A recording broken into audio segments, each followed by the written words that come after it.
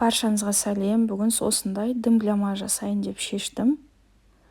Астына май салып алып, май құйдым. Одан кейін етін салып алып, бетіне пияз қойып шықтым. Одан кейін сәбіз қойдым. Осылай ара-арасына дәмдеуіштерді сеуіп, тұздарды сеуіп отырдым. Одан кейін қызыл бұрыш, жасыл бұрыш араластырып кесіп алып, осылай қойдым. Одан кейін қызанақтарды қойып шықтым. Бетіне картошканы салып, осылай кепкен укроп, кинзаны осылай бетіне сеуіп алып, тағы да дәмдеуіштерді салып, капустаны бетімен жауып шықтым. 2,5 сағат күтеміз.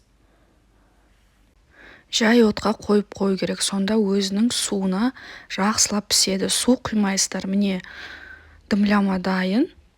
Мен осылай оформлять